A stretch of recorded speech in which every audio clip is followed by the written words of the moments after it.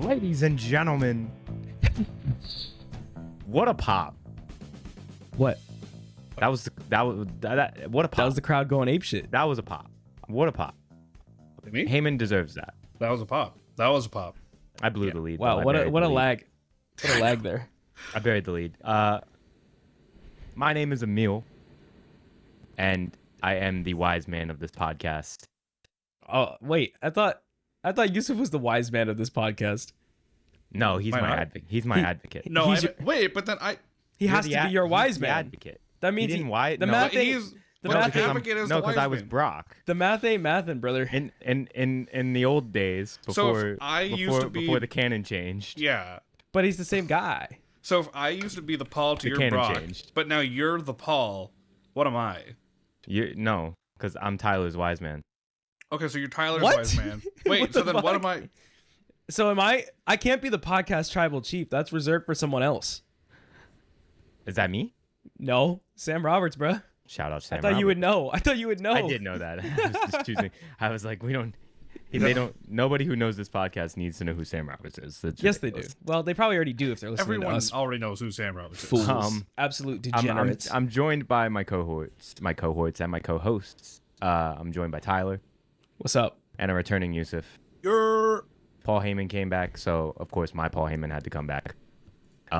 True.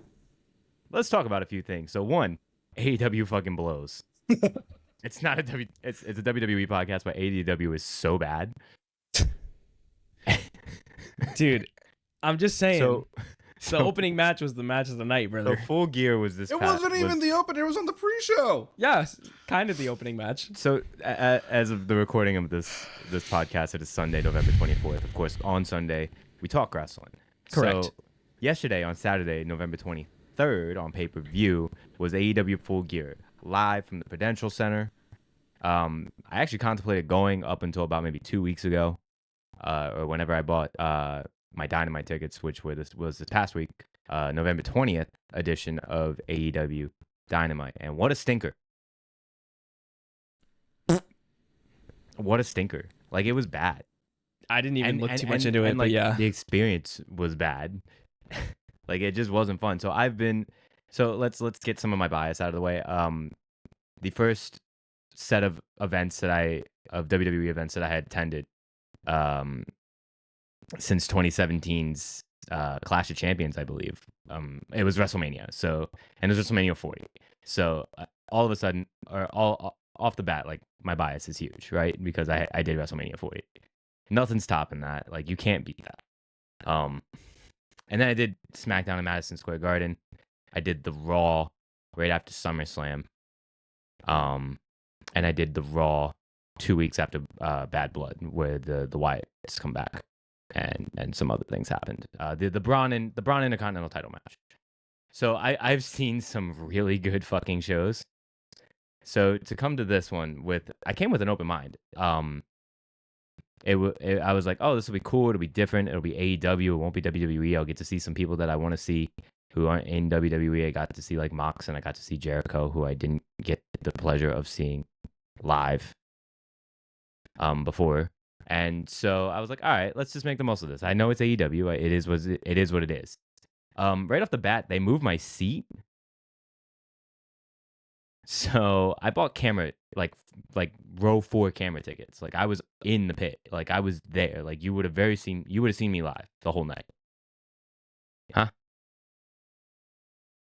Oh, I thought you wanted to say something. No, keep going. I kind of did. Why did they move you? Did they explain or no? No. Great. No that. explanation. That's so weird. Yeah. They So had it's to not. fill So a I certain don't section? quite get it, because there were people in those seats. So did they double sell a ticket? Like, what did they do? Or did they look at how much? Or did they look at how much I paid, which was really low for a row 4 guardrail on camera side. I don't think they would do that. I think it would just be like a staging thing, like making it look more full in certain angles. Maybe it would have looked okay to take some people off of that side and throw you in the. Well, no, like I should have been. I bought camera side tickets, so I was. Well, I filling know. the camera Right. side. What I know, but they might so want a he's- different space filled so- and think, Yeah. okay, there's Yeah. because like there's not really much depth that you can see on the camera side anyway. So as long as there's like a few people, you're usually chilling. Like So- at the Raw I went to, there were a few open seats in that same side that you were describing. Okay, fair enough. And then so they moved me over to over right next to the stage off camera side, which is still kind of cool. If you saw Orange Cassidy's entrance where he gave the little girl the bracelet, like I'm right there, like that. So that was my TV moment of fame for AEW. Your 5 seconds of My fame. 5 seconds of AEW TV time. Thanks, Chris. But then the show sucked. So like we're going through the show. I'm like, this first match is doing like an injury angle for no reason on a returning powerhouse Hobbs. And I was just like, for what? I thought he legit got hurt, and because I was like so confused with what was happening, and it was like he just came back. Why are we doing an injury angle? Like what's going on here? So all that happened, and then he comes back and he gets his big moment, and then I believe the heel still won anyway. It sounds like a whole lot of mess for no reason. Sounds like AEW. It was a mess. And the show really didn't improve from there. Had a couple of backstages. This is where what's his name? Daniel Garcia kidnaps Jack Perry. Yep. Tortures him. Yep. I think. Just an average day in the office. I don't know. Yep. Everybody in the crowd was like, "That's illegal." Yeah. We're like, you can't do that. But okay. It was very hokey. Some of the Adam Cole segment was bad. The crowd wasn't that hot for him either, which is really sad. Like I recorded I wanted to record the Adam Cole baby, and it really wasn't anything like. I was like, oof. Yeah. So, That's rough. it just gets kind of worse from there. The show ends with Mox and crew taking out Orange Cassidy, which again, fine. He cuts a little promo after the show went off the air, and then this is of course Dynamite, so you get treated to a free episode of Rampage based with your ticket. Woohoo! Whoa. Yawn, and it's like edging towards 10:30 by the time Tony Khan comes out, and he's like, so not only are you going to get an episode of Rampage, he comes out and says, because I want to give our crew off on Black Friday, we're not going to do Rampage. We're going to do not one, but two. Fun. So we were treated to 2 free episodes of Dynamite, or 2 of Rampage Free episodes of Rampage. for the price of admission. Absolutely diabolical freebie. Yeah. Diabolical freebie. But then Rampage started. I keep confusing them. Then Rampage started, the taping for Rampage, and I was half curious because I was like, oh, how did they do this? Because I wanted to know. I mean, I know it's only an hour show, and there's really not much that goes on that show. But I was like, what do they do? Do they how do they, in case something fucks up? Like, I was curious because I had never been to a SmackDown back in the day when SmackDown was pre-taped. When they were taped, yeah. And how they would legitimately redo spots. I have, but that shit was incredibly rare. Like, incredibly rare. I never saw it in my... I think I went to like 2 different taped SmackDowns, but sorry, continue. But anyway, so I mean, I was curious. It was again the nerd in me wanting to learn the behind of the scenes of it all. I kind of see like little peeling of the curtain, which would have been cool. But the episode sucked, and the person I went with he's a WWE guy. He went to WrestleMania 40 as well. And we were both looking at each other like, do we want to stay for the second one? And we went, nah, G. So we left. We did not watch 2 episodes of Rampage. You made the right call, sir. You're not, I love how you're we're not all. missing much. I love how we're all hating so hard, and yet we're all wearing their We're all wearing clothes. AEW. But they got my $70 for a hoodie, so it's fine, I guess. They got my Yeah. brother's. They got my $30, which then my brother replenished me for my hat. So Which is So- egregious considering that a WWE hoodie is like $40. $40 or $50. yeah. Yeah. I Which think is this hoodie was egregious like that they're like, hey. 70 Canadian dollars or 80 Canadian dollars. Yeah, I'm dude. like, when I got this it. is ridiculous. I also Yeah. bought an MGF shirt, which was like $50. I was like, huh? Damn, bro. $50. Dude, between this, the hoodie, I guess I could understand depending on how premium, but a T-shirt, Yeah. nah. I was like, I don't give a fuck. Especially like, okay, so man, it's hilarious that you guys are getting the brunt end of like the bad AEW shows, because I've been to 4 technically, and they've all been bangers. Like I went to the first AEW show, the first Dynamite in Toronto when they like started going on the road, which was main evented by Orange Cassidy winning the then All Atlantic title before they rebranded it to the International title from Pac. Great main event. The second show I went to was the second ever episode of Collision, or the third ever episode of Collision, main evented by FTR and Punk versus Bullet Club Gold. And then Forbidden Door, which that self-explanatory, great show, but that's, that doesn't count because New Japan. And then the last one was earlier this year, I believe it was, or I don't remember now, which was their next show back in Toronto, main evented by Christian and Edge for the TNT title in that street fight. And like, here's the thing. Sometimes they have really, really good shows. I don't know what it is about. I think it might just be because we're technically an international market here in good old bizarro fucking world. But it is baffling to me when Dynamite crowds are like just boring, or just when the show is boring, because AEW does this all the time. They like the last week or two before a pay-per-view, they're like killer normally, and then the pay-per-view is really good, and then until the next pay-per-view they're just dull. It's just the most boring fucking shit on earth. And also it just goes on too long. It was bad. I was like, wow, this sucks. And doesn't like, it doesn't feel like a show. Like it feels like it's just so like disorganized. It does. Not it like, really does. Like it just really does. It does. I really feel like they need to refine their live show experiences, and I think part of it is when I went, because it was a Collision taping, it was the announcer they used. It wasn't Justin Roberts, Well, the other thing too Justin Roberts sounds kind of bored too. Does he? The other thing too is the way they program each show. Like the way the match card is, it just doesn't. Some of it just doesn't make sense. No.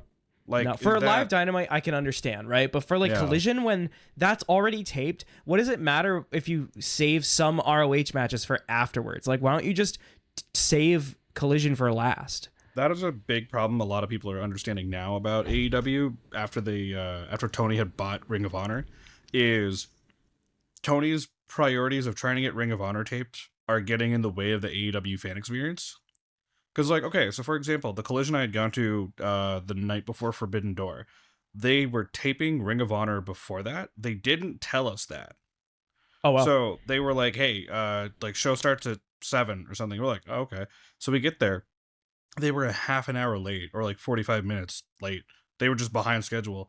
So finally, they throw up the Ring of Honor graphic, and I'm like, the fuck? What's happening here? So then they start taping Ring of Honor, and then after all that's taped, then they're like, all right, we got 10 more minutes until Collision. And I'm like, you're going to make us wait 10 more goddamn minutes? I didn't even want to wait to this date to watch this show. Yeah. It's fucking wild, bro. It's fucking wild.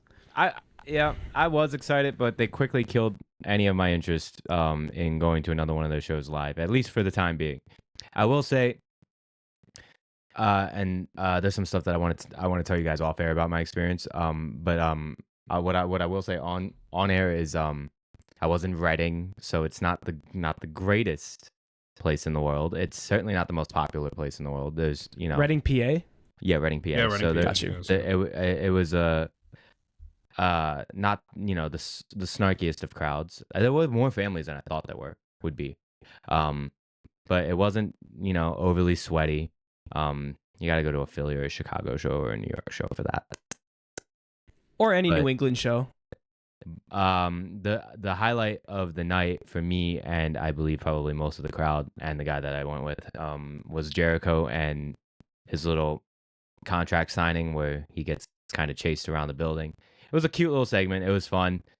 Jericho flipped us off after the cameras went off, I'm pretty sure, which was just nice. It was nice. And he was like right there. He was like yelling at us. It was nice to be noticed. It was nice to be thanks, noticed. Chris. Thanks, Chris. Hi, Chris. They really don't turn up those mics either, those crowd mics either, because me and my section we were all pretty loudly going, "Hey, Chris," when he walked into the ring. But you couldn't hear it on the TV feed. I'm like, that's whack. Don't mute me. Let me Do be not obnoxious. silence me. I paid for my ticket. Yeah, exactly. We paid to be here. How dare you? Although I was cheering for Mox, and I think Mox looked right over at my area and was like, "Can y'all please boo me?" He looked so dejected. He was like, the thing, "I'm supposed John to be getting Moxley, booed." I'm gonna get to this point in a minute if we're Well, gonna let's get to it now. We're at full as gear. well. Okay, so Full Gear happened. Let's start at the top. Do we want to start with Tyler's match of the year candidate? No, Oh man. Oh. no, I don't. I'm gonna let him. I'm gonna let him have. But- This is but normally Tyler, the Yusuf. Tyler likes the Costco guy or whatever. So go yeah, ahead. whatever. This is normally the Yusuf AEW corner, but today I'm giving it to Tyler just for this one moment. Have fun. You have This 2 minutes. segment was a big boom. Fucking fire, brother. Fucking fire. Wrestling does not always have to be so serious. And I used to always be the preacher of wrestling needing to be serious. But when the comedy's actually funny and we trust that the comedy can actually be funny, it can really, really pay off. And I think that I personally was entertained by it. I only, for the record, I only like them purely for the cringe and for the meme. I think they're fucking hilarious for that. But the fact that AEW was in touch enough to pluck these guys off TikTok, realize that the father was a former indie wrestler in the New Jersey indie scene, like the story wrote itself. The story literally wrote itself. And QT Marshall, I understand he did lose, but like, I'm sorry, what the fuck did he have going on? Like, this was fine. QT's job was put over what's his face, right? Like, Yeah. No. That's actually a good point though. The point of them having the wherewithal to be at least somewhat socially in touch. Yeah. Because at the moment WWE is doing really well at being socially in touch. Yeah. Mostly. But I mean, like, AEW has always been that way. I feel like it's just like this yes, time but they really no. Yeah. They have moments. This was a moment, I think. Yeah. This Whether you was like their them or moment. not. And I understand they're not for everybody. I don't like it, but it is what it is. I just think it's hilarious, especially the Rizzler. I think he's fucking funny. So from the 0 hour to the main event, let's talk about this closer.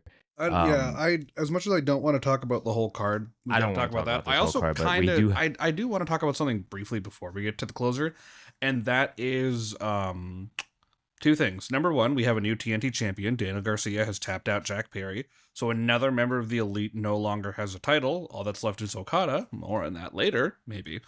And Kyle Fletcher beat Will Ospreay clean. I don't know if I'm a fan of that. Don't love that one. Yeah. I don't really care. I'm not following AEW. Don't care right about now, it, yo. but I guess in this big John Moxley storyline, Will Ospreay is going nowhere near it, Yeah, exactly. They're not putting Ospreay anywhere near that thing. which is strange considering how big of a babyface flag waver he was for the company not Right. 6 months ago. Yeah, literally just like a few months ago at this point. Like what happened to Dynasty? Like to like Emil, Weird. let me paint you a picture. no. Adversity. Huh? No. No. That's what it is. That's We're not that going is to what this it is. No. I'm just saying Okay. that is what it is. So let's see if I can get this right. So John Mox beats Orange Cass. Yes. Am I on the right track so You're far? on the right track. John Moxley does defeat. There was a great moment in the match where ref gets distracted. Cass has the briefcase that has the world title in it. Looks at Mox and he's like, I gotta hit him. Nails him with it. Gets him down for the pinfall. 1-2 at like the 10th of a second of 3. Mox kicks out. Shenanigans happen again. Mox hits a Death Rider. Goodbye OC. Anyway, so as you were saying, Mox pins Cassidy. Mox pins Cass. Making Correct. TNA blush with that one. After that, there's some kind of beatdown that's going on. After that, the conglomeration come in to try and save Cass from getting beat up by the rest of Death Riders, so Pac and Claudio. Marina Shafir's there, things happen. And then... All right, so I'm right so far. You're right so far. All right. Yuta comes in. After all this, it somehow ends up with Christian. Hangman first, then Christian. Nope, Hangman first. Yep. I knew I was missing something. Yeah, Hangman first. So Hangman comes in and He's got a chair. He takes out somebody. He takes out Yuta, I believe Somebody it is. dies. And he's kind of just looking at Mox, and then And then they Why? both kind of look at each other. Yep. Which, okay. And then The crowd went mild. yeah. And then Hangman drops him, doesn't he? No, Christian drops him with a kill switch. All right, so Christian comes out. Yep. See, I told you I was going to start getting this wrong. Christian comes Yeah. out and drops him and then doesn't cash in the money in the bank. Yeah, what happens is Christian has his contract and he's looking at it, and Hangman's looking at him, and they don't say anything, but they're just kind of staring at each other. And Christian's looking down at Mox, and he goes, okay. So he's like looking at Mox, like thinking about it. And then as Christian's still thinking about it, he eats a Blade Runner from Switchblade Jay White, who just randomly Is appeared. there. Is just there. And then all of a sudden, everyone is going to the back because the Death Riders have come in to save John Moxley and get him out of there. Jay White grabs a chair for some reason and just starts chuckling and like, ha, ha, ha, and just walks to the back with the chair. Christian is nowhere to be found. And then it cuts to backstage in the parking lot. And you see the Death Riders are leaving, trying to get out of the building as fast as they can, and they have their pickup truck. So they're going to their pickup truck, and they go, we gotta go. But as they do this, the camera just quickly cuts to the left, and you see a car just flooring it, drive straight into the pickup truck, and crash into the damn thing. So now the Death Rider's like, we gotta do something else. So they're like, we gotta hijack a car. You, come here, give me your keys. And they go and they escape, and they're like, who crashed the car? Oh my god. And shocker, it's Darby Allin, who, by the way, they didn't get a stuntman. He wanted to do it himself. So he comes out already bleeding from the top of his skull. He jumps onto the top of the pickup truck, just starts bashing at the windshield of this pickup with his skateboard, and just yelling at Mox. And that is how Full Gear ended. I have a question. Sure. No. Was the windshield real glass? Crimea River. Anyway. Maybe. My head is fucking spinning. We Right. do that shit on. fucking spinning. If you want to do real glass, go to Wednesdays. Yeah. We don't do that on Saturday. Touche. I genuinely, watching that all happen in real time last night, I was like, what the fuck? What? And you know the worst part of it was? There was not a single big pop in any of that. The crowd was mild. Went Because the crowd was trying to insanely figure out what mild. the fuck this all was happening for. So the internet's resounding responses: this is a lot. This is bullshit. WCW 2000. It's bad. It's bad out here. I said 6 months ago they were going to find their line and they were quickly approaching it. We've crossed it. superseded the line. Superseded, he says. We have gone so far off of the plot from where we were in August. No, he's right though. It's insane. It is superseding the line, because I think this goes to what I asked last night when we were when I was bringing this up in our Discord chat. The end game of all this is supposed to be Darby beats Mox for the world title. No. Perhaps. Perhaps. That's kind of what we're being Not led anymore. to believe right now. I don't believe it. I'm very much, I think I brought this up 2 weeks ago when I was last on the pod, but I am very much of the belief at this point it's not Darby. Allow me to present. Can I present you a picture? No, allow me to present first, please. Please, I beg of you, because I think I'm going to present the same thing. Do you guys have damning evidence that I'm wrong? Wait. Ready? What's happening? 3, 2, 1. Shane Brandon Diversity. theory. Oh. I'm so glad. No. I'm so glad we did that anyway. No. Shane Brandon. I'm purely doing this for the So meme. what happened I'm to purely Shane? doing this for the meme. I'm sorry. What happened to Shane? That is the question. where was Shane? the question. That actually would have been the better story at this point. Yeah, Nobody wants it. that and it could was a still super be the story. It was a risky move, but do we care now? It's November. No, now we don't care. But I think we don't care, and they're still going to do it at this point. It's been real quiet about that since then. yeah. They've been meeting up in too many airports for it not to happen. In my opinion, it's already been twice. Yeah, that's more times than zero. So Across Once multiple is a months. coincidence, Yeah, two exactly. is a pattern or whatever. well, Yeah, I like guess once some is of like, oh hey, I'm in Orlando, like let's grab lunch. yeah, but you know, twice. but twice, you got a little more than just lunch there, pal. Yeah. What you don't know. trying to say? Wow, wow, wow. Just kidding. Money talks. Money does talk. Starts dancing, and I don't know. Money. So I have been talking about we this go. problem for months, and I hate to beat a dead horse talking about it again, but we kind of have to, because the ending of Full Gear made me realize this is the visualization of that problem. There's too many guys that could and should be AEW World Champion right now. And almost like a good bunch of them, save for maybe like 3 guys, were all in that shuffle. And you're like, make this make sense. Make any of this make sense.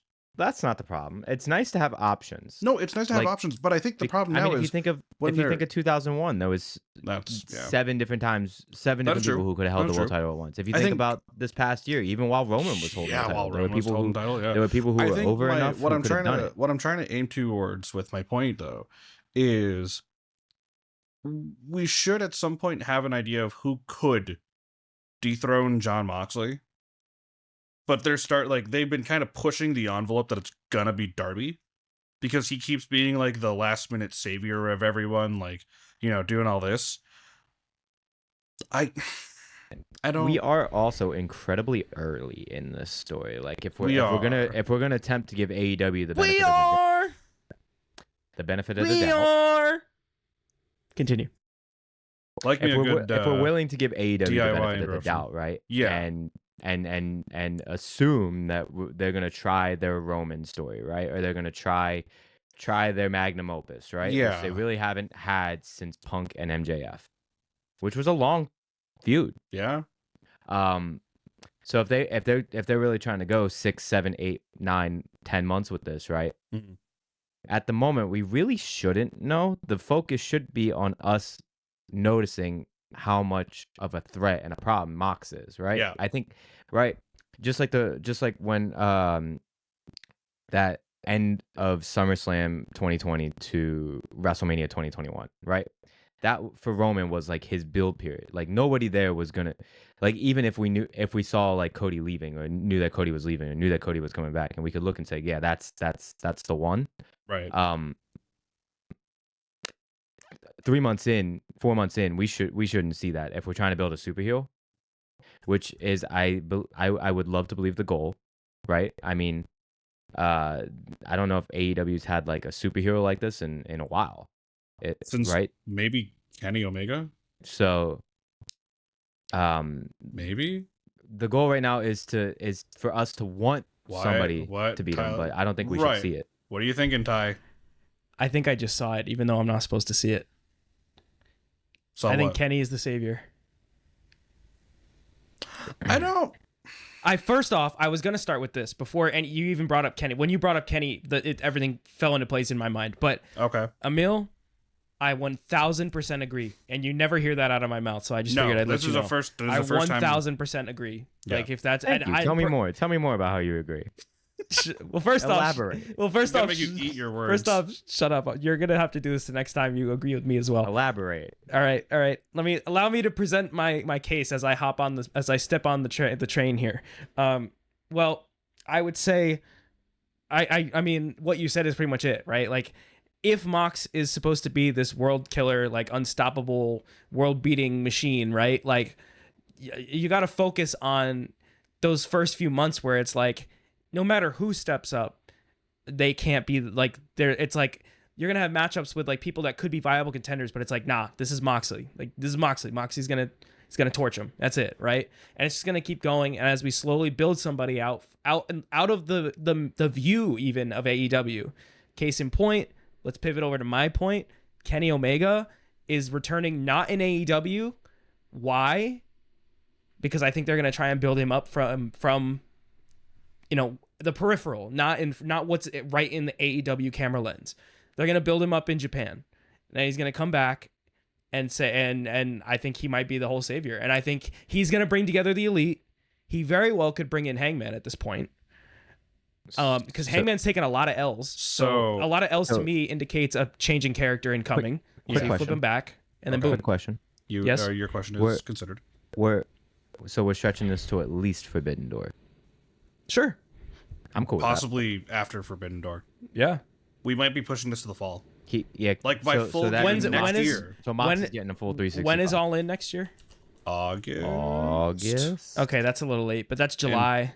it's in Texas. Correct. Oh, all I think it's remember. either early August or late July. No, Yeah, it's one of earlier those- this one of year. it's July 12th, I was gonna say 2025. it's Oh earlier wow, this okay, year. it's gonna be that. It's July. So Because I don't know if it'd go that long, but I don't it could. here. I have. I could argue it should go longer.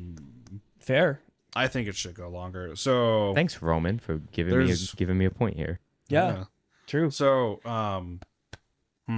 He's the there's a closest couple thing to a things. Roman figure before just He to is, slip that in right. before Yusuf started. Yeah, there's a couple things here. Number one is I've been there. Apparently, Tony Khan has made it public. I don't know if it's been like confirmed or anything, but I heard somewhere a couple days ago that they are trying to get excuse me. They're trying to get Kenny to at least wrestle once or twice in AEW before he goes back to New Japan. Like they want him to be back on and like their company, obviously, before he does that. I don't know if that's going to happen because obviously the only major thing coming up right now is World's End, which is in December, and the Continental Classic, which should be revealed tonight. Anyway, that's a whole other thing. But Within the hour. And so the idea of Kenny Omega possibly coming back, maybe he's going to be busy with like other things first, and then maybe he focuses on trying to save AEW. The next thing is Kenny Omega as a character. This is something that I fully understood after watching Kenny Omega at Forbidden Door. For whatever reason, when Kenny Omega wrestles under the AEW banner, he's one of the greatest wrestlers in the world, right? Like best bout machine, all that, yada, yada, yada, yada, yada. At Forbidden Door, when I had gone, he was wrestling Ospreay. It was the rematch from their Kingdom match that year for the then IWGP US title. And like I've seen a bunch of Kenny Omega Tokyo Dome matches and all those matches over the years when he was like full-time in Japan. Kenny Omega is a different fucking beast. So if they have that side of Kenny Omega, like that Kenny Omega character, like this legitimate world killer, come back to AEW and be that guy on American soil, I could firmly agree with you that it might be Kenny. To further my point, Oh boy. you could also have a story where who else is in the Elite now, Yusuf? Who was not that would in that before. would be his greatest rival, Kazuchika Yeah. Okada. That story of him coming back to it's almost like the funny thing is I feel like AEW does very similar stories to WWE very often and vice versa. I'm not saying it's one way. We don't need this conversation in here that any of us are just throwing shade just to throw it. But this feels very similar. It could be very similar to the Bloodline, OG Bloodline going into WarGames, piecing the group together one member at a time. Obviously, you had the core guys, you have the Bucks, you have Okada, you have Jack Perry. I'm assuming he might be gone for a little while. I don't know. Maybe. I don't really. I didn't watch, so I couldn't tell. But Right. I don't know what else he does from here. But if he gets involved, like, Well, man, I was thinking about this like maybe a day ago when they were talking about like the Death Riders and like the long-term plans and everything. And I thought if you were going to put together a faction of some kind to go like toe to toe with the Death Riders, and I don't mean like, like with WarGames, you're getting, your 5 guys and their 5 guys, and you might not be like equal in like level of like skill and aggression, whatever it might be, but you got your 5 guys, they got 5 guys. But if there had to be a faction of some kind that was brought together to combat the Death Riders with their heel tactics, with their attacking everybody, their fucking everything up, and if Kenny Omega's involved, I'm just saying, I think it's time. get the band together. Get the Bullet Club back together. Because here's the thing, Wow. Jay White's there, right? Bullet Club Gold's already there. The Guns are there. Juice Robinson's there. The Bucks are there. What if Kenny Omega comes back and he's like, look, we're not fucking around here. The Death Riders want to fuck around. We'll fuck around too. We know exactly how to do that. Get the band back together. Get the flag. Let's go. And bring Okada too. Bullet Club Okada. That would be nuts. Imagine. Because, like, look, the Elite couldn't. And it's not that they tried. They just gave up. They're like, those guys are scary. We're not going to fuck with them. However, that could be the part of the story, right? Right. They're reluctant to do it because they're scared. Yeah. But eventually they're like, we're not scared. We can't be scared anymore. we about it like can't be this. afraid anymore. We got to stand up for our company. Yeah, well, think about it like this, right? Two-thirds of the elite, the Bucks and now Jack Perry, have lost their titles to guys who were heavily inspired by by John Moxley's new mantra of like, we can't have this cutesy shit anymore, right? You gotta tap in. You gotta look deep down inside yourself to that aggressive side. Private Party saw that. They had that in their match with the Bucks, right? Taking every single tag team spot the Bucks know best, kicking out of everything, and then beating them. That's what Mox wants. Daniel Garcia tapping out Jack Perry. That's what Mox wants. He doesn't want him to kidnap him? No, well, probably that's what Mox We settle wanted. our differences in the ring. Yeah. That's probably what he would say. Yeah. But that's it's like, it's tapping into that deeper, darker side of yourself. Like being a wrestler, right? And the Elite are now aware of this because, like I said, they no longer hold the AEW tag team titles, nor do they hold the TNT title because of this. There's one guy left. And that is Okada. He's got his own thing going on because of that tournament. But what happens if Kenny Omega comes back and says, look, the only way we're going to fight this fire is with a bigger fire. And you know what goes good with fire? Gunpowder. Go get Jay White. Let him make up and be friends again, right? Like, hey, look, you kicked me out of the Bullet Club years ago. I understand it. But right now, there's something you want, and there's something I want. Kenny Omega wants AEW back. Jay White wants the world title. Hangman, come here. What do you want? You want the world title too, right? Well, that's the thing. That guy's holding it. So, what if we just all bring the boys back together and just get the job done? Because if there was any other heel faction in wrestling that could pull off the dumb shenanigans of like attacking everyone and making it look like an actual threat, it's Bullet Club. And if Kenny Omega comes back, why not? Right? Why not? Anyway, Full Gear was a weird show. Full Gear sucked. I love how we're Yeah. booking better than what AEW will actually probably do at Dynamite this point. sucked. Rampage is even worse if that's any concept. That's Collision somehow was possible. fun. Collision was fun Collision's for the money. fine, yeah. However, before we move on to the main event of the episode, because I'm assuming that's where we go next, I wanted to bring up, other than I have another best in wrestling for later that I wanted to save, but I did want to say while we're talking live shows, I picked up some tickets to NXT in Lowell, Massachusetts at the Lowell Memorial Auditorium, which is gonna be fucking sick. It's gonna be NXT in a theater. TV or just TV. Oh, TV. it's a TV show. So they're doing Raw in Boston at TD Garden the night before. I'm gonna try and get day of tickets nice, there and okay. see what I can finesse. Try and pull the Emil and get the floor ticket day of, and then I did not do floor ticket day of. You did not? Oh, for Baltimore you didn't? No, neither of my floor tickets. Oh, did you just For get like Raw lower or- bowl then? No, I bought floor. I just didn't buy them. I thought you did day of at one point. Oh, okay. Well, I'm gonna try and see what I can finesse on day of the show. But yeah, so Raw the night before is in Boston, and then NXT is the night after in Lowell, and I'm trying to do both. Do a little solo weekend kind of deal, even though it's Monday, Tuesday. I'm very intrigued to know how NXT goes in a theater with like like the theater stage and everything. And it looks like it's going to be a small entrance. I don't know if there is going to be an entrance. It looked like it was like the ring, and it was like a little hallway that like jutted off, and it was like open, and that was it. Lowell's always been historically a fun wrestling town. Yeah, So I'm curious to see how that's going to be for an NXT show. same. I'm That'll so be cool. excited. That'll I'm be really super cool. excited. I might Good for you. I might bring the NXT replica to NXT. I might bring the NXT replica Good for you. I think I'm tapped out of shows. I think that's until SummerSlam or these until are- Elimination Chamber. Elimination Chamber. And then Yeah, SummerSlam. I Elimination might be going, Chamber, then SmackDown, and I might be going Philly. to so I found out that AEW Oh, World's End is the same day as I think it's like a WWE Super Show, or it might be SmackDown or something. In Orlando. I'm gonna be in Orlando at the time for the holidays, so I'm like AEW, SmackDown. Which If it's SmackDown, go to Definitely SmackDown. Yeah, Definitely probably. SmackDown. If it's just a SmackDown. live event, go to AEW.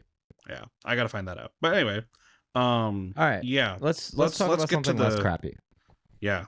Yeah, because fucking So WWE cooking right now. let's go on the journey of NXT Survivor Series War Games as told by Emil. Oh man, here we go. The Netflix original series. This is the As Told By segment. The As Told By Emil segment of our show. Coming soon. To a buffering Netflix near you. Bruh. Let's start with the world title. Yeah, let's do it. Gunther and Priest. If you want the lowdown, we've kind of done this already. I don't believe there's much TV left that they've done. Obviously, again, they have Raw tomorrow, but it's been pre-recorded. Has it? I believe so. I believe they're I haven't got any spoilers on it. Pretty sure great. they recorded up until Survivor Series. I hope so. This week is, of course, Thanksgiving, so I do believe they were giving all of their talent and their staff off for a couple of weeks, which is something Vince McMahon would never. Whoops. I said his name. All right, this world title match, though. Gunther, Damian Priest. The long story less long is we're running it back. Gunther's being a little more aggressive, or Damian Priest is being a little bit more aggressive. Gunther is being a little less honorable. And it is what it is. It's going to be Gunther winning. It'll be a easy enough heavyweight match to watch while we wait in between two WarGames matches. What the fuck are they doing to my boy? What the fuck are they doing to Gunther, dude? Bro, I mean, because like I was excited about it. That whole allure is leaving. That like shine is wearing off. But promo was really good. Oh, it was really accurate. It was, but the attack that happened this past week on Raw, where he was talking to Ludwig Kaiser, was like, first off, subtle hint to CM Punk, look into my eyes. What do you see? That's what he said to Ludwig. And the cult of personality. That's right. But yeah, so then he was like talking to Ludwig and was like, yeah, I'm gonna get my mojo back, basically. He's like, I'm gonna get back on top. And then he's like, I'm gonna go get Damian Priest. And then he turns around and the camera pans over and Damian Priest is literally right there within earshot of the entire conversation, signing autographs. Gunther goes to walk up. First off, he walks up so slowly, like a cartoon villain sneaking on screen, like, here I come. And then he finally goes after him, and Priest immediately knows what's going on. It looked fucking silly, bro. I got the approach. I'm suspending my disbelief for it, but it just looked so cartoon villain-ish. But that was also probably the point. And of course, Damian just immediately going, bro. Like I'm the king of the streets. Again, it's WWE, acknowledging they have to tell the story this way, but they throw the ones up. I'd like to just quickly say, I have not been catching up on TV. I've just been watching highlights here and there, and like trying to follow what I can on Twitter because people be busy. I got rehearsals on Monday nights now, so it's rough. Anyway, I'm gonna be honest. I forgot Damian and Gunther was happening because Damian won that number one contenders match, and I saw that. And then it's been like, 2 weeks, 3 weeks? And I was like, is that match still happening in Survivor Series? Did that happen already? I'm like, what the fuck's going on? Because it fizzled. I don't know what the hell they're doing. I know that they have to prioritize the whole bloodline thing, but there's other matches on the card, guys. Like, you shoehorned a women's WarGames match. For what? Well, there's really not matches on this card. No. This is of course also supplying us with a world title match because it's sounding like Cody Rhodes will not be on this card. Maybe he'll do like an in-ring segment, just like calling out KO or something. This feels like a show that would have a promo segment. But he's not gonna wrestle. Nah. Which is kind of interesting. I am, however, regardless of the story being somewhat lackluster in my opinion, in the way of damaging Gunther's character in a way, and it's not crazy though. It'll be a bounce back for sure because that's the whole point of this. I'm predicting Gunther retains pretty easily. He needs to this whole title reign again. It's about correcting all of the question marks, the asterisks in Gunther's record. Right? He beat Damian, but it was a fluke because Finn interfered. He beat Randy Orton for the title because he didn't get the clean pinfall victory on Randy at King of the Ring. He beat Sami clean because Sami beat him clean at WrestleMania, and he had to make it clear that he can beat Sami Zayn. It's all just getting to that point. Once he beats Damian, as far as I remember, that's it. The shackles are off. Like there are no question marks. There are no asterisks. Like that's it. And at that point, I think is when he will be ready to move on to the feud with CM Punk. I hope the shine comes back a little bit though. I think it will, It but comes yeah. and goes. It It has does. peaks and valleys of like, oh, he's cool. Oh, he's yawn. Mm-hmm. I'm intrigued by the brief tension that they had between Gunther and Ludwig, though. That's gonna lead to something later. I don't know. Yeah, it's what. not right now. No, it's long term. Yeah. Murder. Well, the thing is, Planting seeds. Yeah. murder again. I don't know if it leads. It's probably gonna lead to Ludwig trying to potentially challenge Gunther for the title. Like, boss, I've done everything you told me. I found myself, did all that. Give me a title match. And Gunther's like, No. nah. And then finally be like, all right, fine. Ludwig, Ludwig. the answer is no. And then finally he'll be like, okay, fine, you get a title match. And Ludwig's like, I won't disappoint you. And Gunther's like, no, you will. And then Gunther will like eat him. That probably is what happens, right? Somewhere Yeah, I'm down very the road. likely. That could be murder. Yeah, it's just, it's getting to December. We're getting closer and closer to the new year, All and that means we're roads also lead getting closer to the Rumble. To Netflix. All we're getting roads closer to Netflix. lead to Netflix. All Indeed. roads All lead roads to lead Netflix to right now. Netflix. We're really So- just biding time. We're bored. Yeah. We can't do anything crazy yet because we're not on Netflix, but we also basically have started to wrap up everything that we have wrapped throughout the year that has been going on. Everything is starting to get a nice little button on it. And I don't think they really want to start a bunch of new shit until they get onto Netflix because they want that Netflix uncensored shit. I am a visionary. I am a revolutionary. I am Seth fucking Rollins. Let's fucking go, dude. I'm telling you, man, he's earned it. He has earned it. He has earned it. Anyone has earned to drop that F-bomb first It's for real on Seth television, it's Seth. It's Seth fucking Rollins. If Seth can't get anything else, it's to get that F word That's out. right. Yeah. Let's hop over to that first WarGames match. So in between the two WarGames matches are of course the world title. This is the one that will open the show, and it is the women's match. Me and Tyler did a nice little breakdown of this last week, basically saying Why? you could have left this in the packaging. Yeah. Don't cook. It's fine. But here we are. It's Rhea Ripley, it's Bianca Belair, it's Naomi, it's Io Sky, and Bailey R.I.P. Jade Cargill. versus Liv Morgan, Raquel Rodriguez, Nia Jax, Tiffany Stratton, and Candice LeRae. Candice is there because she needed a check and they needed a fifth woman. Wait, hold up. I need to find that tweet that I sent the other day because there was a tweet going out because Jade was initially scheduled for this match. While Tyler looks for that tweet, we're going to talk Oh, we about got it. some We of got the it. elephants in the room. Fast. It was it was Jade Cargill when she realized she'd have to do more than a corner splash and a pump kick in a WarGames yeah. match, and it's a And video of a the woman video of jumping the through a jumping glass through the- table. Yeah. Hilarious, but also Jade isn't that bad. So let's relax No. here, people. It is funny though. So It's not. there's I don't know if it has. If it's more implication that Jade is that bad. It's more the implication of, is Jade ready for that? I do. I think she is. I think she is. I Yeah, actually thought it was. think she is. I actually think it's kind of dirty that Jade got taken out of this. I Yeah. think that's dirty. I think it's dirty, but I also think that Bailey was a viable person to have in this match as well, especially with she's kind of had So- like a mini feud with Candice, you know. So Bailey and Io are now on the same team. I know, and Bianca, Yeah, which it's is really weird. And Bianca, yeah. We did this hashed last this week, out though. last week for sure. We did that Yeah, last did you? week. That's Okay. cool. Logic's already out the window with Bianca and Liv Io on and the same team. Nia teaming is kind of weird, but of course they're heels, and the logic of with Raquel and Tiffany makes all the sense in the world. The way they kind of are flip flopped of each other, and Candice of course is just there for vibes. Honestly, I was gonna ask the What is she, a question. fairy or something? Like she's just Yeah, there for a fairy pixie. vibes. I was gonna ask her. I was gonna ask though if you guys think that they might add Candice into the Nia Jax little stable they got going on, because I think they might. What else is she gonna do? I feel like they won't. They could keep her on her own. I'm not She's saying the she can't, women's but speed champion. She has stuff to do. not on TV. That's for sure.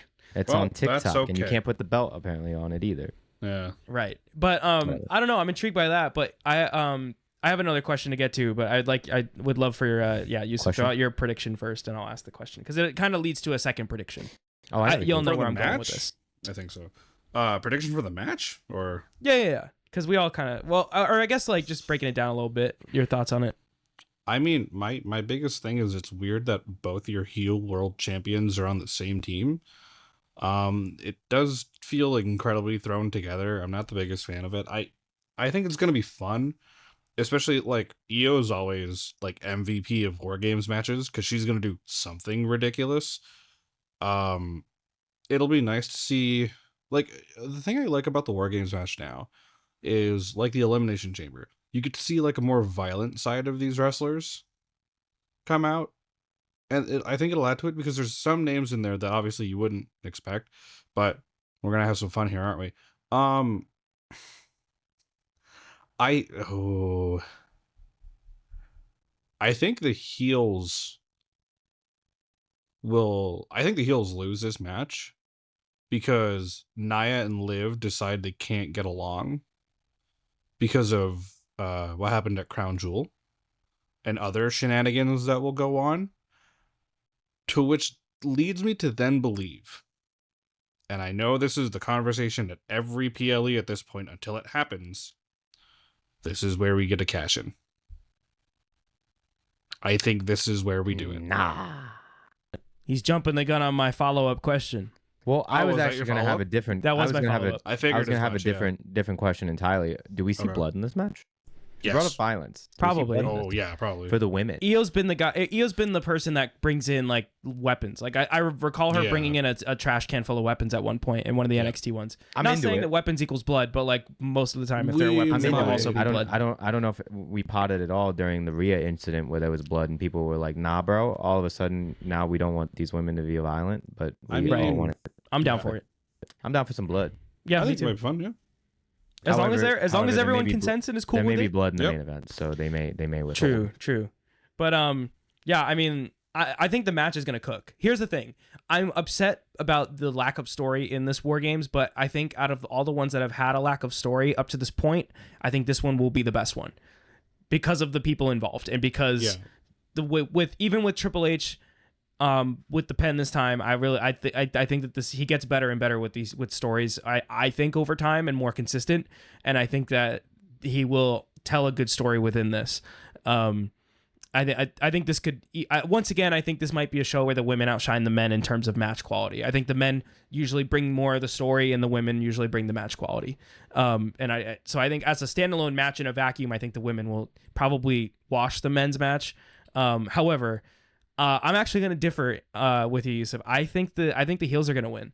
Okay. I think you can't have the women's world champions lose. I think the Rhea Liv story is more intriguing. Even like we know it's going to happen. I think it's more intriguing if Rhea goes in on Right. a loss. Goes No, I into get, that I with a get you. I loss. get you. That's the thing. Is why I'm a little hesitant on saying that the heels are going to lose, but I feel like they're going to because of the whole will they, won't they, work together thing. But I do get what you mean, right? Like with everything going on, the Rhea Liv story is still living through this, if you will. Io's got a match coming up too. I forgot about that as well. Yeah, Neo's got a match coming up, and so it does make more sense that the heels will probably win. Yes, Tim. What's up? I was also just gonna say the heels. I guess for me, my reasoning is more like, Liv and Nia have been on this incredible run this year, and I think this is one of those moments again. I think as we're hitting the end of the year, and we know that there's not much story going into this, other than maybe the Tiff and Nia story, along with Rhea and Liv. This is just gonna be a thank you for your services W for you. I think there is some thank you for your services that still need to be handed out, and I think for Liv and Squad, this is the one. Yeah. And Candace gets a free W out of it. I think it's also one of those things too where it's like, I do think it's partially a thank you for your service, but I also think it's like, it's And a those stat moments. pad for this year. It's those moments that establish your stars, right? And Yeah. and the women's division needs more stars, especially if they plan to integrate two singles divisions and a tag division in future women's divisions on each brand. It's gonna So like, be. I think they're gonna gonna really work hard to really I think they realize now that once again NXT being the proving ground, NXT has a vast and deep women's division, and I think WWE is gonna try and dip into that pool so they can expand their women's division, but also follow the NXT model and how they structure their women's division and make it more of a focal point, because that has been a big thing that Triple H has been wanting to do, is make the women's matches and time on TV as equal to the men as possible. I think this is the next step. So I've got a question. Okay. because I saw this somewhere in rumors. Over under on a CM Punk moment happening in this women's match. Define like someone comes out at the end. Becky You think Becky, Charlotte? or Charlotte. I'd be more I heard inclined Becky's to say name get Charlotte. thrown around recently in rumors. Interesting. I heard anything about Charlotte get thrown around recently, which is interesting. it, which is curious. I don't really want either of that. We were also to be talking honest. about we were also talking about women's Hot megastars, take. and I'm not gonna lie. hot we've take been, don't we've need been, either of them. Yeah, we've Yeah, been pretty that good is the hot without take. them. But yeah. That is the hot take. Also, and I agree. mean, again, Netflix. Asuka? Also, WrestleMania season. Asuka could be Netflix. interesting. Asuka Asuka? could be It's not, interesting. to me, it's not even WrestleMania. To me, right now, it's Netflix. Yeah. Yeah. All money. All points to roads Netflix. lead to Well, Netflix from right there, that's going to be the start of the road to WrestleMania this year.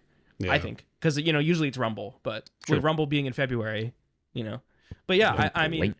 either way, I think we're all on the same. Well, Yusuf had a differing opinion, I think, but I think we're all on the same page relatively that of where we're going from here. Go heels. So my Go question heels. is, who takes the pin? Who cares? Low key, Rhea. I think that's Yeah. the most interesting outcome. Or yeah. Bianca. Can't get anything done. Like can't get it done because her partner's not there. Yeah, without Jade, Yeah. right? Yeah. Naomi definitely shouldn't take the pin. Naomi No, can't Bayley take the pin right now. shouldn't. Bailey also cannot take a pin Io right now, absolutely and should Io not. shouldn't take the pin. Correct. Io shouldn't, and the other two are in a tournament right now. They can't. They just Yeah. can't. And I think that Candace taking the pin on the heels for the faces to win is a little too on the nose for me Right. in terms of that. Liv If pins the Rhea. Liv pinning Rhea, I think could be the best move. No. Or Raquel. Fuck it. Raquel's looked kind of like a joke. Unless Nia wants to beat Bailey, which is also Again, yawn, dude. Fuck it. If they wanted to pull a CM Punk moment, going back to that real quick, Becky and Charlotte, yawn. The real moment would be Jordan Grace. Nope. You're on the wrong brand, sir. I know. Well, obviously. But You're I think that'd be way a on the sick wrong call brand. up That for would her. be. I think that'd be a would sick yeah. call up. I think that she could Alright. come to the main event and main roster now. But yeah, let's keep it moving. All right, to the meat and potatoes of this entire goddamn show. Should Yep. we talk about the previous SmackDown before we jump into the match itself? I got you. All right, cool. Let me- I'm let sorry. me I cook. trust. I'm sorry. I'm All sorry. right, here we go.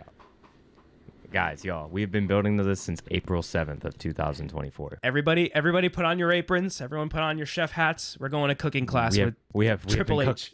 We've been cooking, Triple cooking and class. now we are getting the Triple entree. H. It only took us 6 months. I just think of DX and like the chef hats at the grill. Oh my at the god. barbecue Yeah. The barbecue. in the SummerSlam ad. Yeah. So, all right. That is them right underst- now. To understand what we're doing on Saturday, this upcoming Saturday, which is the WarGames match between the OG Bloodline, which includes the members of the Usos, Sami Zayn, and Roman Reigns. Their fifth member being CM Punk. We'll get there. Versus the new Bloodline, which has the members of Tama Tonga, Tonga Loa, Jacob Fatu, and Solo Sikoa, and their fifth member being Bronson Reed. Again, we will get there. So, this whole story has been building since April. Solo became the head of the table. We made it, right?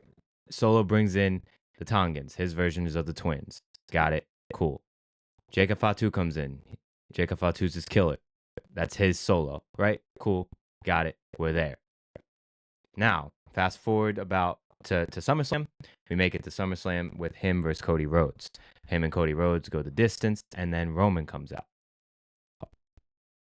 And then things get interesting. Roman comes out. Roman's by himself. He has no wise man. Earlier in June in Madison Square Garden, the wise man got put through a table because he did not acknowledge Solo as his tribal chief. Did I lose anybody yet? No, you're doing great, sweaty. We're rolling? Fantastic. All right. Then, now, for the last 2 months, we have been building up the Roman apology tour, kind of. He's not really apologizing, but he's choosing to let other people make the play, right? That's the verbiage that He's we've putting been a lot using, more right? trust in the Usos and Sammy to get it done. He let Jimmy call the play. He let Jay call a play. Make the call loose. Make the call loose. He let Sammy call the play, right? We're bringing everything back. So now let's go to last week, right? We learned that Bronson Reed was a part of the new bloodline because he's actually Samoan. He's not an Hawaii. Capiche? We good there? Cool. Kabosh. It makes sense, but it doesn't. So then, right, speculation inbound. We had options. Cody Rhodes was still an option. Nobody wanted it, but he's an option. Roman didn't even want it. That's old news. Braun Breaker was not an option. It's fine, though. Seth Rollins is apparently not an option.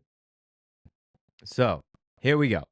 Right? We come into this week, and they're standing there 4-on-5, and they're ready to get their ass whipped? Sure. Roman grabs the mic, and the moment of the fucking year as we keep going, like they're just like every 6 months now, there's like a moment of the year. Every 2 weeks is a moment of the year now. Paul Heyman, all you hear is ladies and gentlemen, and that crowd went ballistic. Paul comes out. The thing you notice first is that he's in a suit, but he's in a t-shirt and a jacket. He's not in a button-up. I was like, he's looking a lot like Solo. And this is before I listened to the Sam Roberts Emergency Feelings podcast. I thought I saw it before. Wait, let's stop there though. Thoughts? Thoughts? That was pop of the year, which is crazy to say that it was for fucking Paul Heyman. For at least in an arena. How about the thoughts on the casual suit? Yeah, that has me a little nervous. I didn't think about it until like after SmackDown had ended and everything. But however, I also think it could be for CM Punk. I'm not saying that he dressed like that for Punk because he didn't, but maybe he could be now, and it could be a red herring. Literally, it could be. I think it's more than likely a red herring. We know that. I agree. So Paul comes out.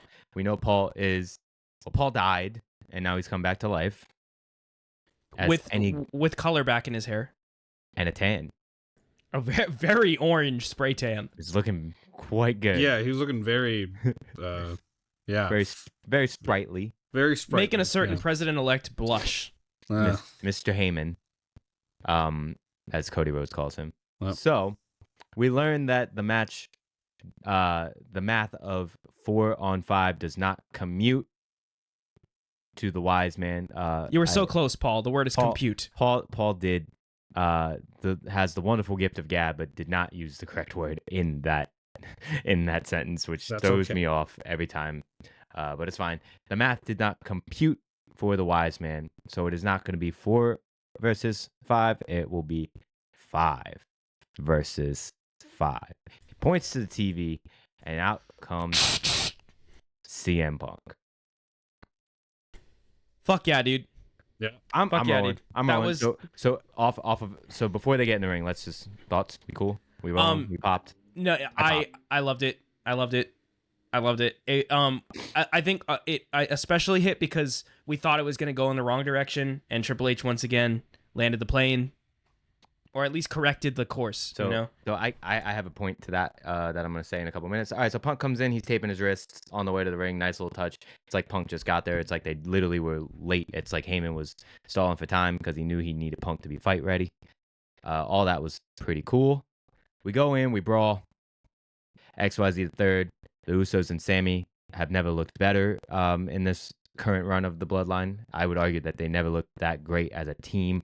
The Uso triplets. The triplet of Usos, and then the double spear Superman punch, whatever, and go to sleep combo for the two bigger names in Punk and Reigns.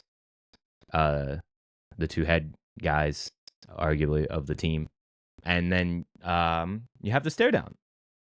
And they had a little conversation. Roman telling him that he does not trust him. Punk says, I don't care. I'm not even here for you. I'm here for him. Pointing to Paul Heyman. Which, of course, calls back to the promo that he gave last December, talking about how he was the OG. Paul Heyman was his wise man first, and that he's the OG Paul Heyman guy. So never forget that. That was awesome. So, agreed. Awesome segment. So here we are. This is how this now makes sense. And it's the one guy that Paul Heyman and Roman Reigns made sure that the Bloodline never touched. And yet, here we are. And also out of revenge for what they did to Paul. because there was like ships passing in the night, you know. He's asking Punk if he could be taken with, if he take me with you, you know. And then that like Punk, I'm assuming, well, Punk gets his ass beat or whatever, and then he got his ass beat by Drew that week. Yeah, and then very shortly after, put through a table. So. And then a week later, Paul got put through a table. Right. So like, ships passing in the night in that moment. Punk's like, nah, I'm here now. And I know y'all were shitting your pants for a minute thinking it was somebody else. So I'll be honest, and for record, everybody, there's still a week of TV, and I think they've been taped. I was gonna say that they have not been taped. They are live. Oh, so they are live. Okay. Raw, at the very least, Raw is live this week. SmackDown. We will find that out later. TBD. Or now. TBD. So Raw is live. SmackDown may perhaps not be live, only because it's the day after Thanksgiving, and I know they were giving them some Thanksgiving time. This is important. It's correct. SmackDown was taped. SmackDown was taped. Oh, okay, so there is a taped episode of SmackDown right now. Yeah. So I saw a picture. And Ty, you're gonna bleep out the name that I say. Oh, I did not see the picture. So I saw a picture with Seth Rollins and the Bloodline, with Seth throwing up the ones. Now, however, that could have just been a screen grab. That could have been. It wasn't the most reputable source, aka it was Facebook. Sir, you really had to give me that work to bleep that out. Oh man, and you told me that. God damn it, I've avoided it. So I'm gonna say it's fake. However, this week changes my opinions a lot. So that was what I thought was gonna happen, and I got really nervous. Then this all happened, and I went, "Great, it's actually what I wanted." Yep. Well, I mean, Paul coming out and getting the pop of the year, hey, great, awesome, love that.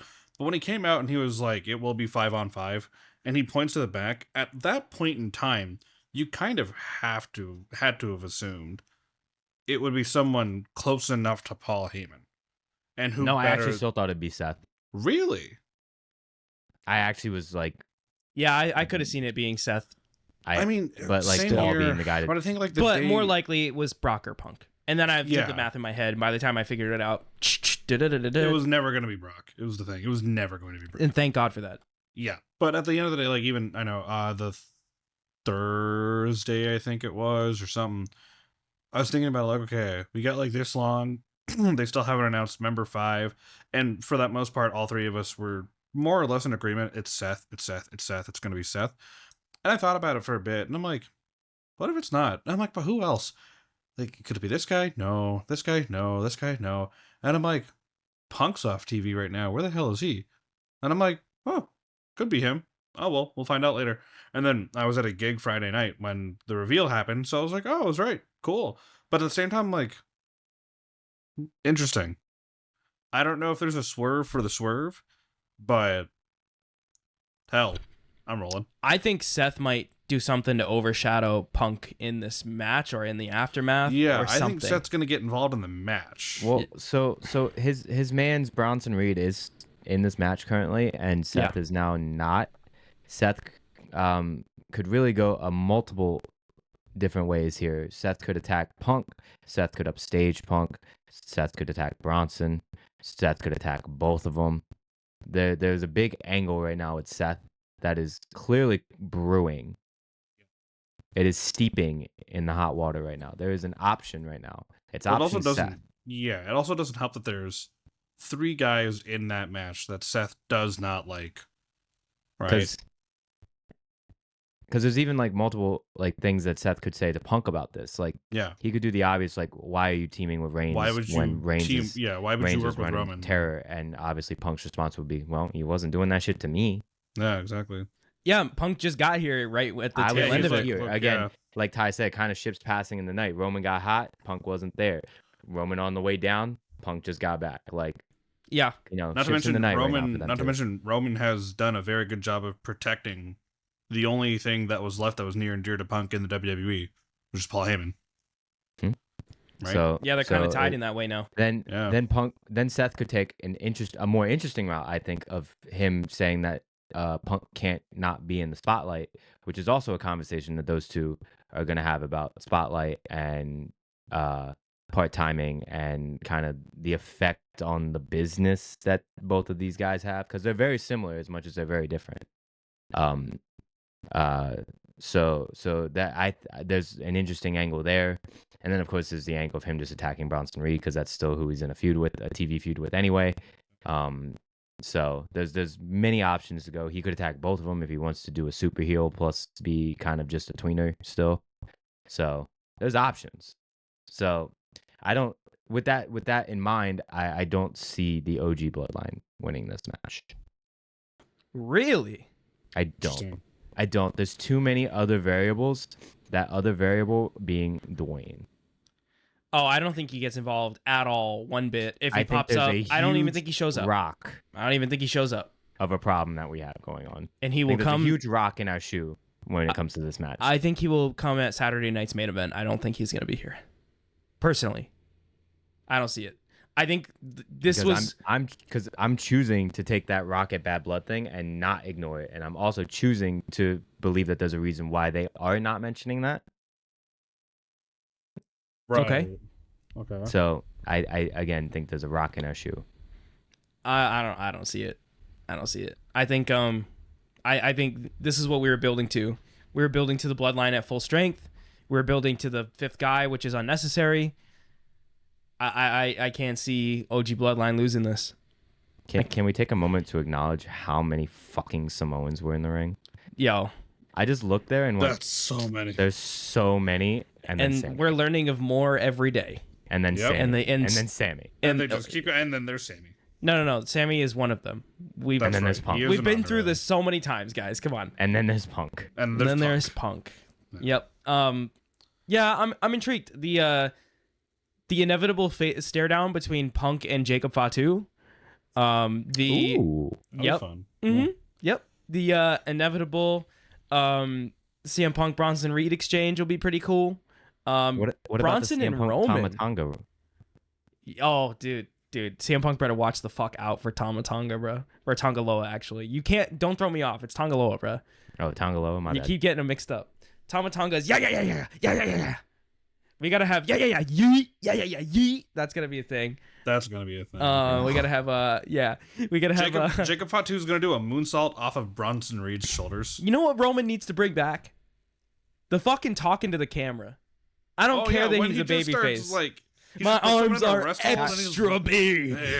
Tyler, I have been sending that same meme for like 3 years. I don't keep up. I know. I don't keep up with TikTok, bro. And also, Roman's. Now Tyler thinks it's funny. Well, yeah, because Roman's not in the middle of his reign of terror anymore. The end is there.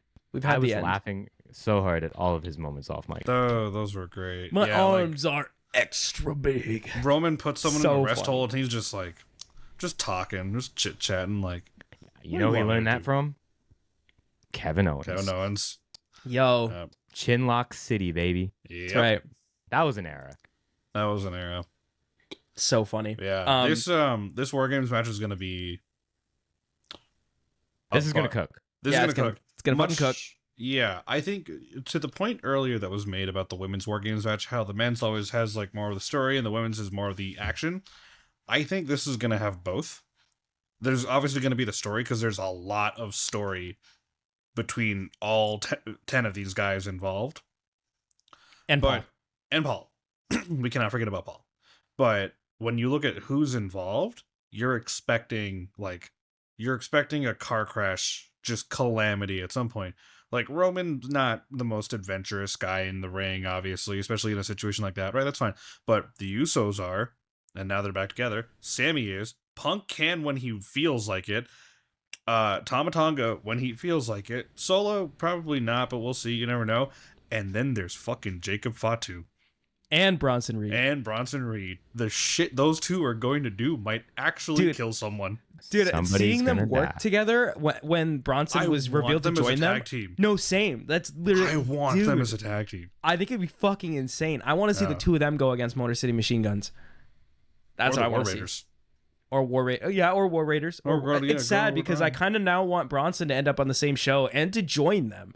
Yeah. Like, you probably heard it because I know you listened to it, but I gotta reiterate the fucking aura there would be if they had a segment where they had Bronson and Solo do like a blood pact like the beginning of the tree, that'd be fucking sick. It would like alter the course of history. I love the Jacob Bronson theory. Love that one. Yeah, The dude. Jacob Bronson theory would be, and like just those two are so ridiculously gifted in the ring. You're getting to put them against some of the best guys in the company. Yep. In a match where anything goes and you can do literally whatever the hell you want. Like, Yeah. I'm expecting a tsunami off the cage. Yeah. Oh yeah. Tsunami. I'm thinking For of moonsault sure. too. We're getting a moonsault off the cage. Like, we're getting everything. We're getting Yeah. a frog splash. We're getting the works, brother. We're getting everything. We're getting Oh, this yeah. Randy Savage elbow. Yeah, probably. Oh yeah, we're getting the Randy Savage. You gotta get the Macho Man elbow. So y'all think Punk and Bloodline are winning? Yeah, I think so. I think so. I think Punk also needs another win going into the feud with Gunther, Ugh. because I think that's where it's next. I mean, Punk doesn't need it, but I think it would make more sense. And I think that New Bloodline has had their moments. New Bloodline has had their moment. They had the win over Roman and Cody. I'd argue that's a bigger win at this point. Yeah. This is the bigger match. This is the bigger match, which is why you get the more pleasurable outcome, the more desirable outcome. But I think also the fact that, with the tag match, they got a pinfall on Roman. Correct. That is all that matters. Correct. Like, yeah, okay, you could have pinned the world champion. That's not somehow the most important one.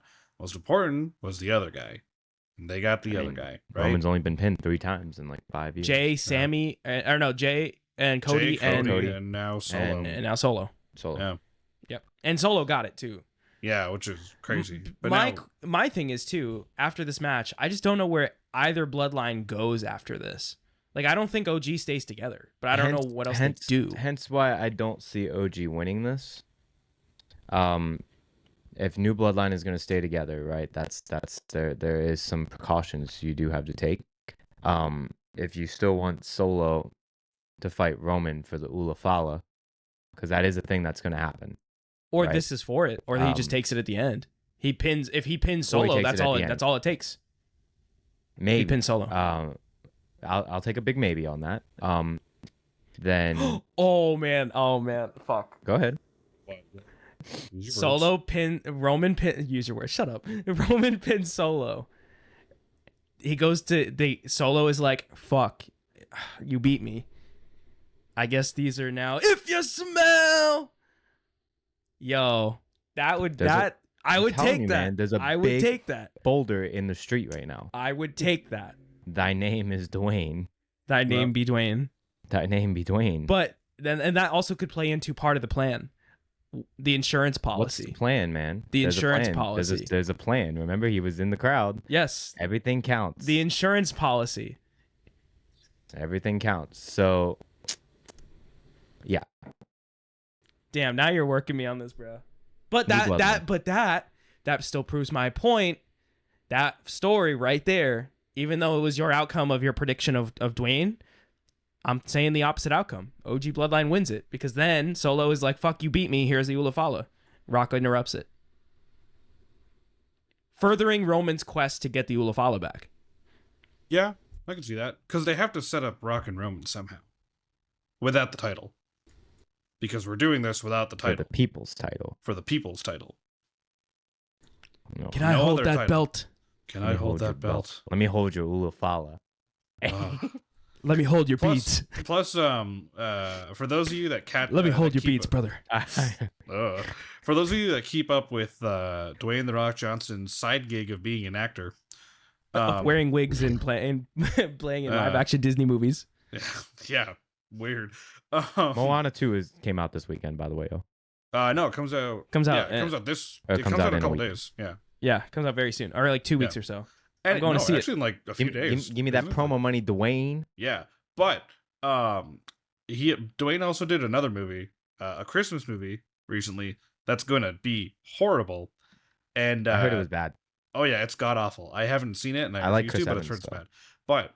But whenever Dwayne has a bad movie is when he shows up on SmackDown. So I'm just saying the timing is there. Really bad timing, but it's there. Really bad timing. Then you're welcome. But that also leads into. So I have a quick question as well before I get into one last story, because I have the AEW Continental Classic brackets. They have been leaked by AEW. They've been leaked already? By AEW themselves, apparently. Anyway. Hate this stupid. No. I hate this stupid fucking company. Carry on. Okay. My question that's a is, con, isn't that your people's?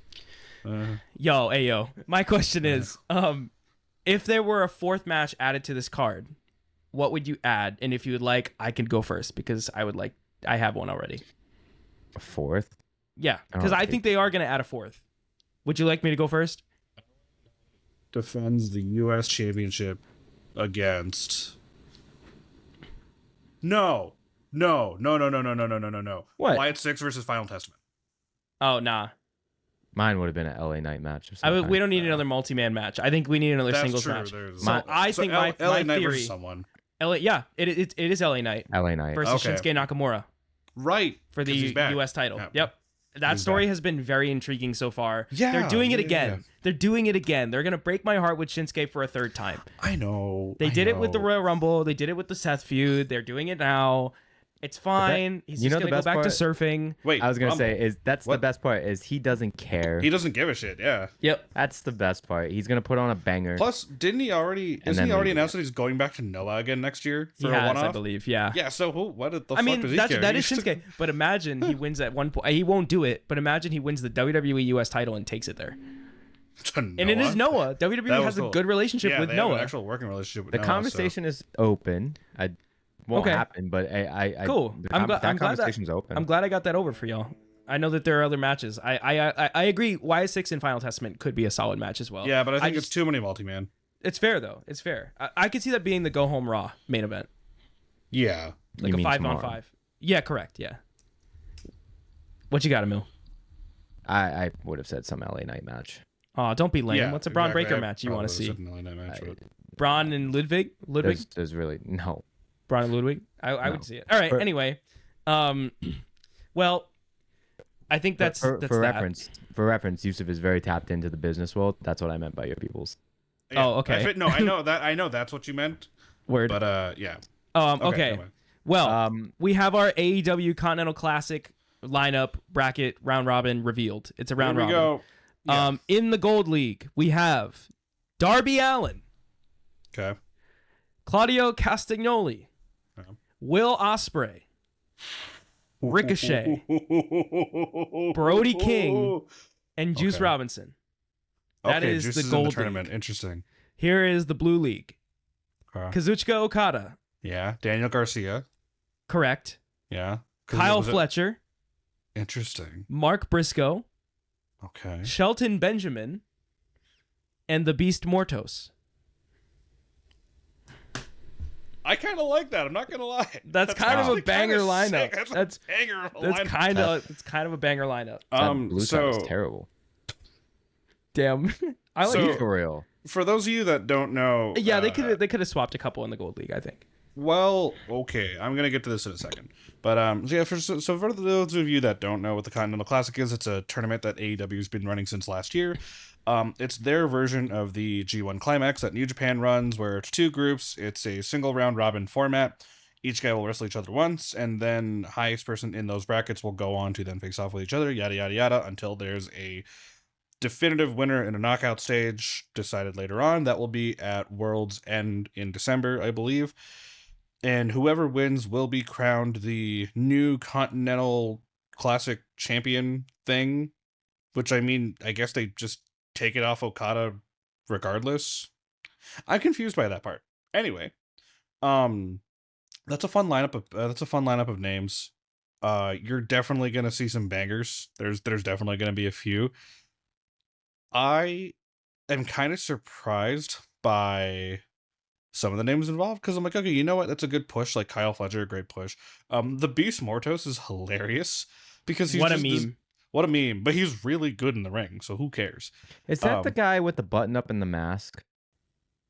No, Beast Mortos is the guy with the dragon mask, black and black and red dragon mask looking dude. Yeah, you're thinking of I think you're thinking of Luchasaurus in the suit. Yeah. He's in the Dark Order. Oh no, that's Evil Uno. That's Evil Uno. Yeah. Okay. Yeah. That's Dark Order. Because I had been hearing rumor that a certain indie wrestler, I guess not indie because he was working for TNA for the last like year and a half or 2 years, whatever, was signing to AEW and potentially debuting at this tournament. Joe Hendry. No, Mike Bailey. Ugh. Speedball. I had been hearing rumor that Canada's own Speedball Mike Bailey had been returning, but apparently not. So okay, cool. Yeah, this is going to be a fun tournament now that all the names have been released, because it's one of those where it's like, okay, there's like 4 guys that could win, but the question is who does and what do you do with them after they win, right? Because like immediate, just off the top of my head, my immediate assumption for the final is probably, I hate to say it, but I think they might do it because Tony loves doing this shit. I think they might go Ospreay Okada. I was gonna say Okada absolutely wins the Blue League. I think to establish the Continental Champion as like an actual legit threat. Yeah. You gotta have him just sweep that Blue League. Just have him just kill everyone in sight. I don't think because he defends it in every match in it, right? Yeah, does he not? He will technically be defending it in every match. So if he loses, he has to win every match. He has to go undefeated. And I think he does it. Who's in Ospreay's group again? It's him, Ricochet. The person who I think might win that bracket potentially, Darby Allin. Yeah. I think they low key have it in order of how it's gonna shake out in each league, low key, because it goes the bottom of Blue League: Mortos, Benjamin, Briscoe, Garcia, Fletcher, Okada. Low key, I could literally see that order. And then the Gold League: Juice, Brody King, Ricochet, Ospreay, Claudio, and Darby. Potentially with that one, I don't see Claudio being second. But with him being in Death Riders, I think there could be a lot of shenanigans that help him get to the top. Especially because Darby's in that group, in his group. And the final being Claudio and Darby. Yeah. Like, could see it. And the final, the other one being Kyle and Okada, and have Ospreay cost Kyle. Yeah. If they want to continue that feud, I don't know if that's the plan. I think they will, because the whole idea is Will trying to free everyone of the Callis family, but yeah. I'm actually surprised that Takeshita's not in this. I guess. I mean, I'm kind of surprised, yeah. He's another champion. I mean, I guess they probably want him to focus on his title. So. Yeah. But these are a lot of guys that I feel like would compete for like the TNT, Danny Garcia's in this, but the TNT, the international championship, right? Like these are people that should be competing for those, I feel. So it's interesting. But they also don't want this to be like the Jobber tournament in Okada. Yeah. It's true. Because then it's like Okada wins LOL. Like, you gotta have some kind of threat. And I think like Ospreay, Claudio, Darby Okada would be a fun final. That would be a fun final. Because that's the thing. And like someone might scrutinize me for it, being like, oh, you're just assuming Okada's gonna be. Are you really thinking that Kyle Fletcher? I know they love him. He's a great talent. He's got to work on his mic skills. That's another story. Yes, he just got a clean win over Will Ospreay. We know. I don't know if they give him another clean win like that over someone like Okada. Because Will Ospreay is a big talent. Will Ospreay is a big name. This is like God we're talking about. No. Just bring Mercedes Monet out there and he's done for. Yeah, exactly. Have her do the dance. Boy. She's still champ. She is indeed. She is still champ. Her segment was kind of bad. Yeah. She's been flopping, bruh. She's been flopping. I hate to root for someone's downfall. I'm not rooting for her downfall, but like she be flopping. It's a shame. That women's division is not looking great right and now. Tony Storm announced her retirement. Yeah, what the fuck? What? Tony Storm announced her retirement. I think it's an angle. I think it's an angle. It did look like an angle because it sounded like an angle too. The way they would say, I was like, huh? Tony Storm announced his retirement from pro wrestling. During an interview with SB Nation, she revealed the news and stated she simply isn't used to being a loser. That's an angle. It's quote, a bit. Yep, quote, I'm not used to being a loser. I failed at everything. I lost in AEW. I lost in Japan. I lost in Mexico. This is the last you'll hear from me again. Enjoy Mariah May as your champion. You can all enjoy that. Yeah, it's a work. It's a work. She's coming back as like OG Tony Storm. Has to be. Aw, no. Be timeless again. She should be timeless. I know. It could be so good as a face. The timeless character is legitimately one of the best pieces of character work since like... So good. Like Broken Matt Hardy, and it's really so good. Good. Like it's so really good. Work. But So yeah, good. it's some incredible all work. good things must come to an end. Exactly. That's Or probably a bit. Well, Mariah May's got her hands full now because Yeah. she turned on Mina Shirakawa, but then Mina Shirakawa I thought it was turned the on other way Mariah. around. I don't. Yeah, it was the other way around, but then it kind of because she was gonna hit Tony. No, wait, wasn't it that? I don't know. I was only half.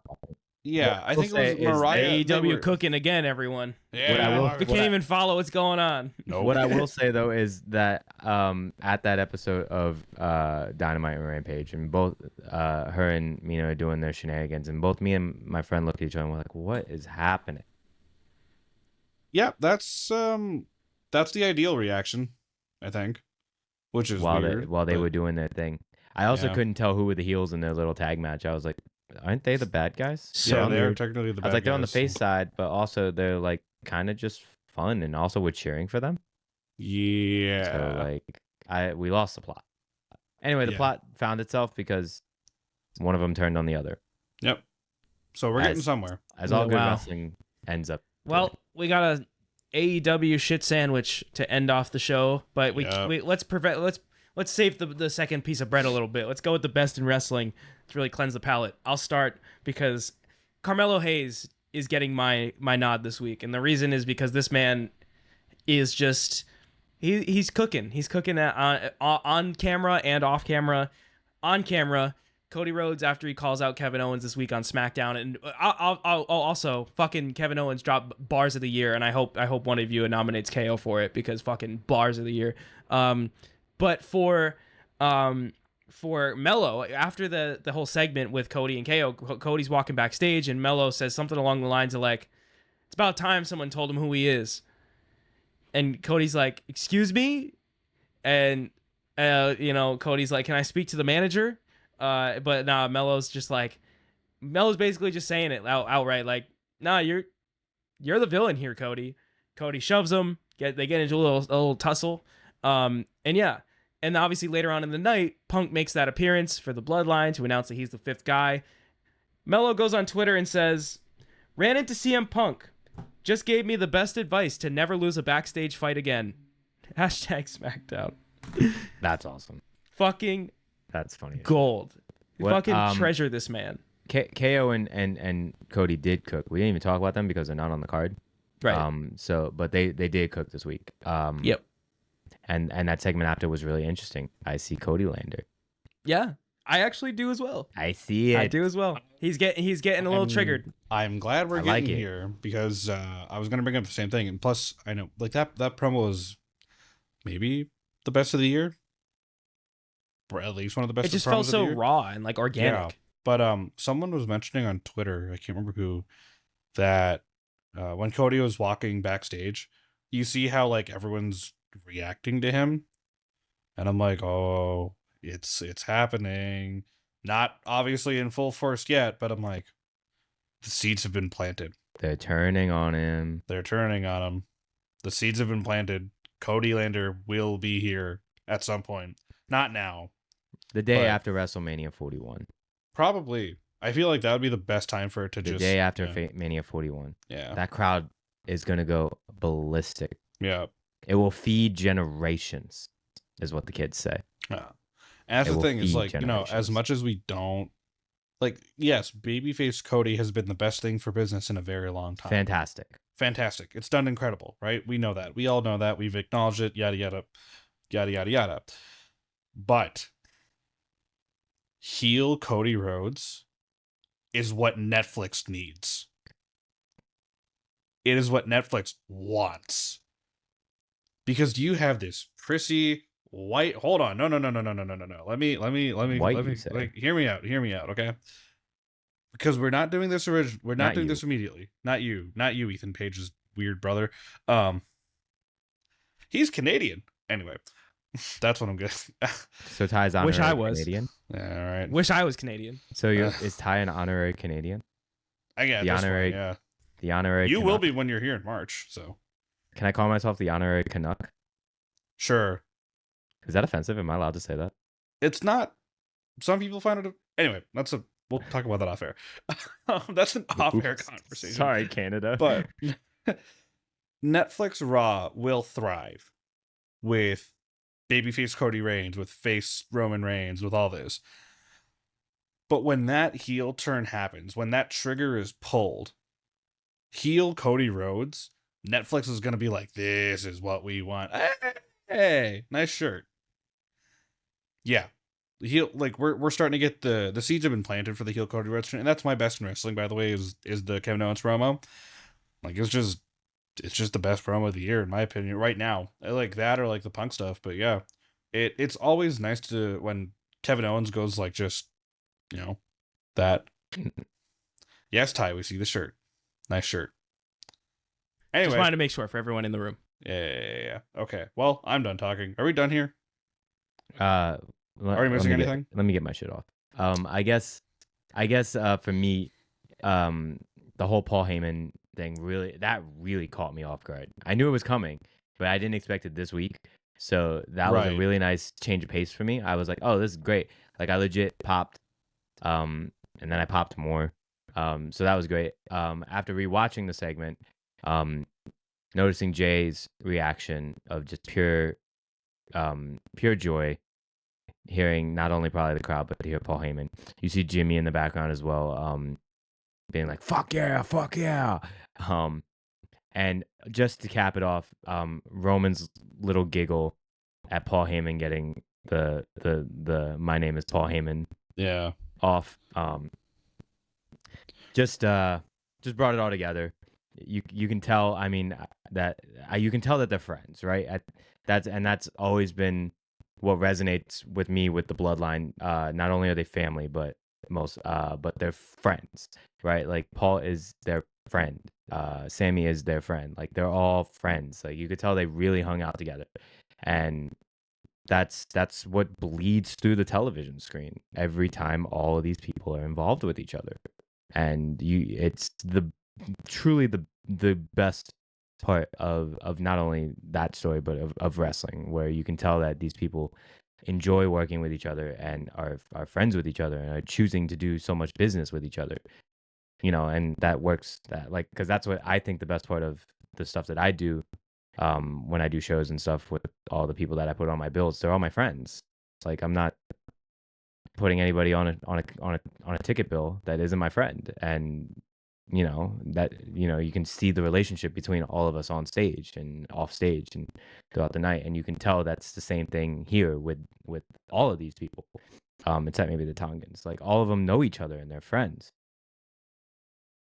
So to see their reactions to Paul Heyman is just one of those, like, warm moments where you're like, that's awesome.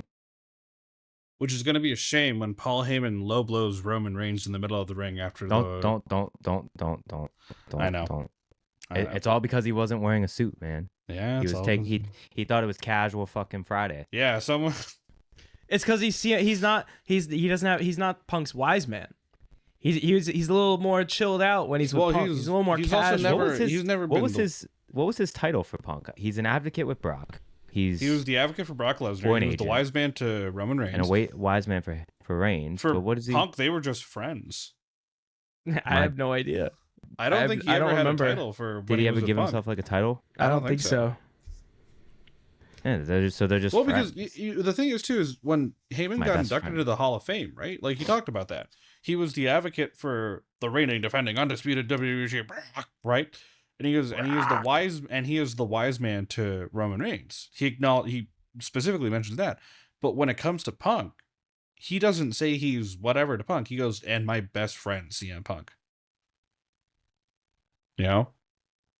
So yeah, he's just a guy. Yeah, he's just a guy. And that's the thing. At the end of the day, is Punk, at the end of the day, was always just a Paul Heyman guy. Nothing more, nothing less. Huh. And anyways, that's pretty cool. They're all of their little grins as Paul comes out is great. Yeah, it's like nice. Again, it's one of those, like, sitcom moments where, and they have a lot of these moments right now with, I just remembered the Triple H coming out with Shawn Michaels on the first episode of NXT. Oh yeah. And they both just kind of grin at each other, and it's like, it's a very, like, you can see that, like, that's the real moment. Yeah. Inside this awesome storyline, like, Same thing with like when a guest star comes into a sitcom and you like maybe those actors have like and the crowd like the live studio audience quote unquote does their pop.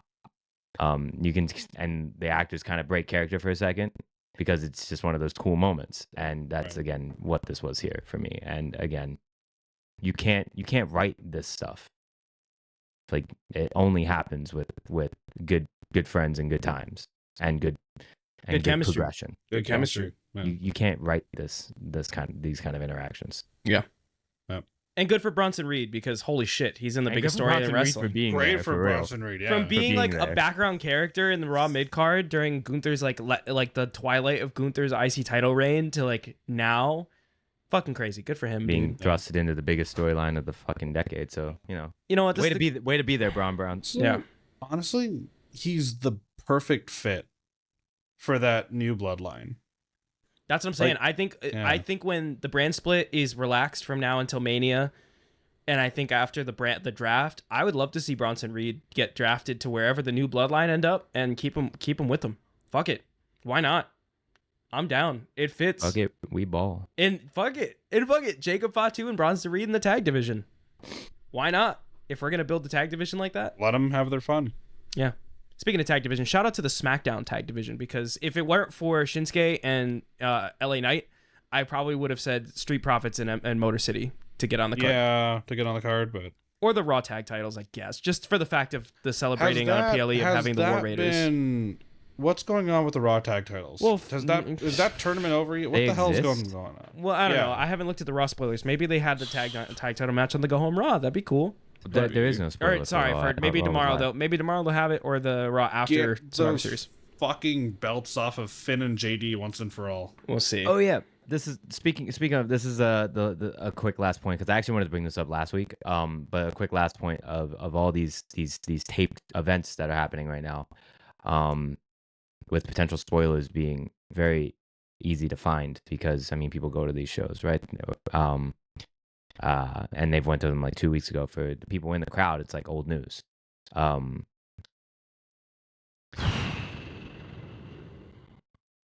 so in the middle. I want to say I love it because we've been clamoring, and obviously wrestlers have been too, to get some time off in WWE, which until about 2020, I would actually, what was it? Maybe 2019. Like that was really hard to get.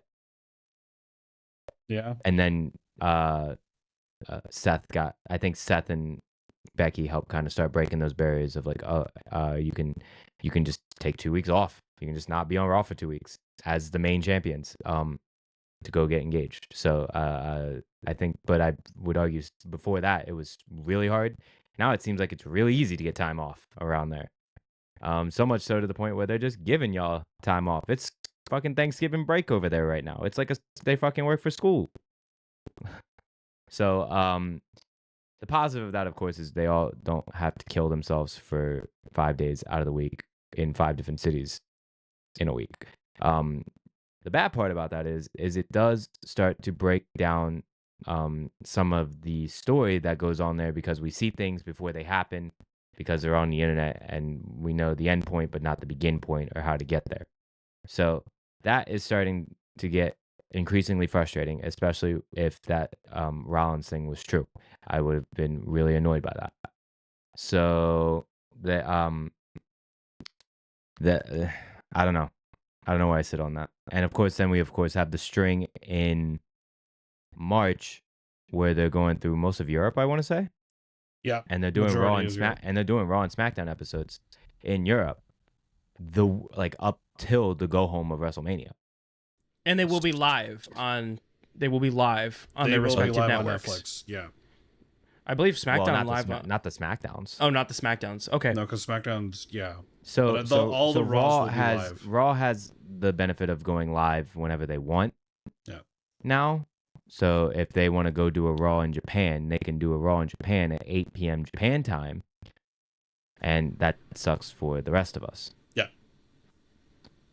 So. Which is fine. I mean, America usually has the privilege of getting the good TV time, and everybody else usually has to wait till about 3 a.m. to watch. So, I mean, not for nothing, Americans can kind of... We can suck it up for a show or two.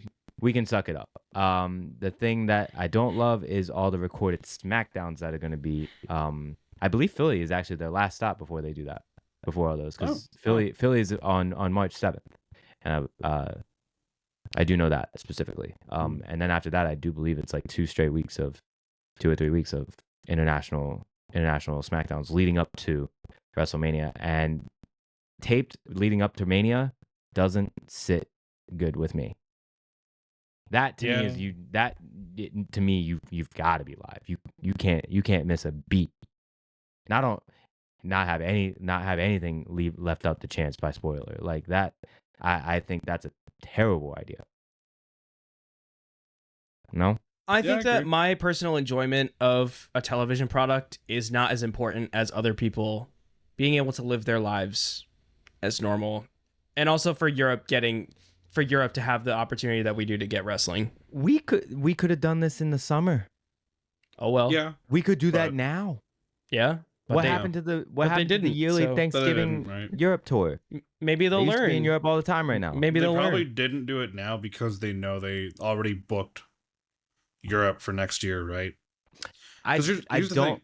Because love that of, for Mania season. I know I don't love that for Mania season either, but I think because of the Netflix deal, they're going to want to prioritize really showing the full extent of the Netflix deal, right? Like being able to do Raw live internationally and not have to tape anything is going to be massive for them from a business standpoint, right?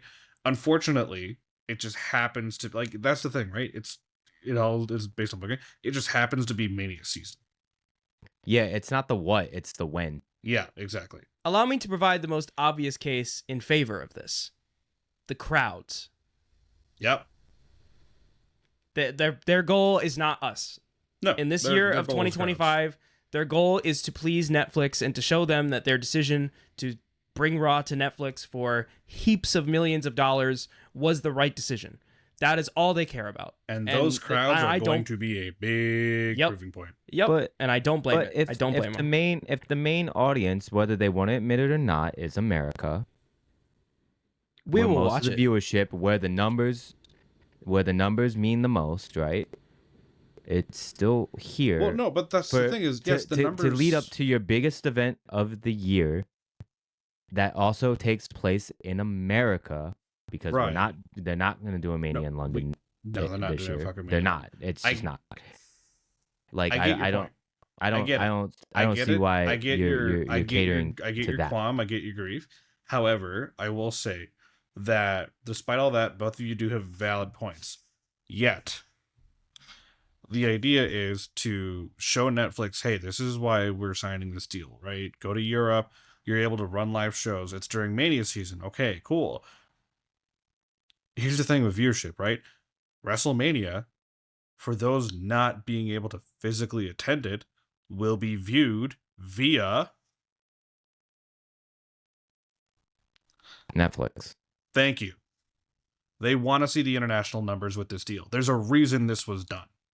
Yes, the American market is the major market. However, you can't tell me that during this whole meeting between WWE executives and Netflix executives and trying to get this done, they didn't tell Netflix, look, we already have big international numbers.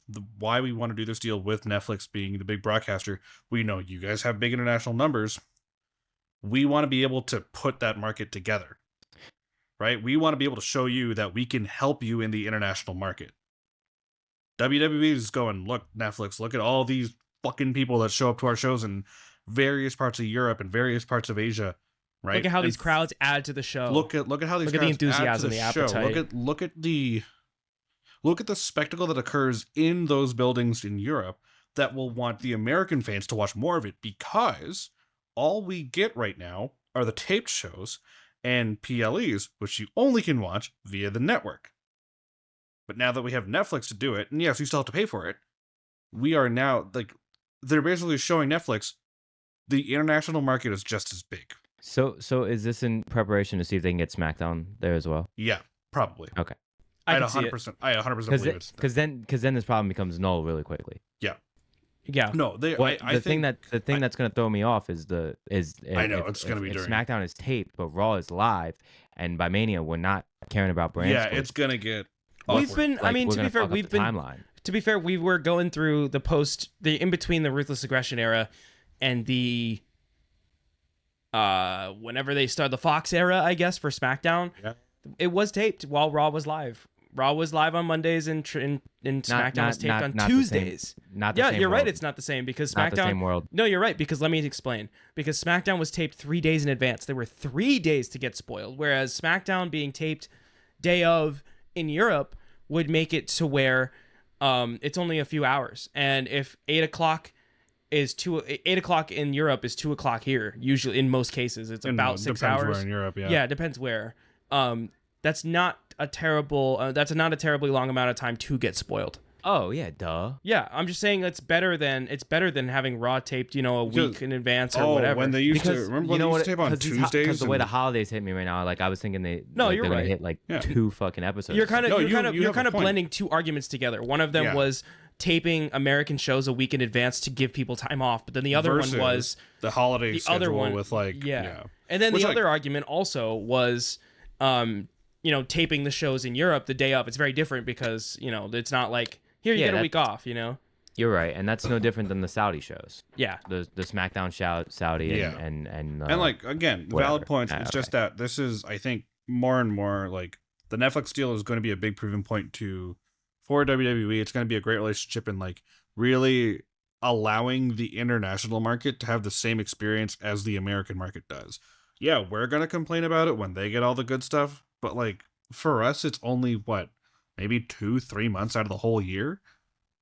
And I also do believe that the goal is to blend all of the WWE content into one, which I do believe is going to end up all going to Netflix. Yeah. I did read that too. Yeah.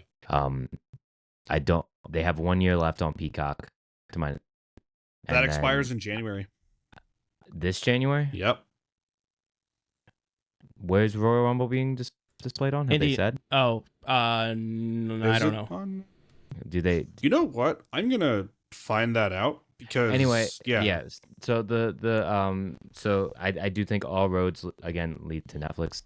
The goal is to make the network a Netflix thing completely, which I mean for some countries have had that for years. Somewhere around the time the app went down in Yep. certain countries. The app is officially done very soon. There's still some places left that still have the original WWE app, which is fucking cool. I actually missed that. I actually thought that was the best version of the network. So Per the app Wrestle Ops. RIP. Yeah, the app. RIP the app. Per Wrestle Ops on January 21st, 2020. First. On January 1st, 2025, the WWE network will no longer be available in your area. After January 1st, Netflix will be the exclusive home of WWE. So, yeah, everything's going to Netflix. According to the email, this will include all weekly shows and PLEs. So the Rumble will be broadcast on Netflix. Oof. Outside the U.S. Outside I was the gonna say US. say that's for you. For the rest of us, Yeah. I think Still we're on Peacock. I think we're on Peacock for still another Interesting. year. Okay. We're still Peacock, yeah. I think we're on the Um, cock for another year. Oh okay. God, I wasn't Or- expecting that. Yeah. All right. Yeah, we're getting close to that cutoff here. I think it's That probably good time old- we wrap it up here. Now that Yep. we gave our best in wrestling, but yeah, man, wrestling's exciting. Wrestling is despite it being a lull period in the year, it's getting hot. It's getting exciting. Happy Thanksgiving. See you in 2 weeks. Yeah, happy Thanksgiving. Yeah, y'all enjoy the holiday. Yeah. We're taking a holiday break next week. Oh wait, okay, I'm cool with that. I'm cool with that. Okay, bye. See you in 2 Unless weeks. something crazy happens on Saturday. Yeah. Okay, fair. Okay, bye. Love you. Follow us You're- everywhere.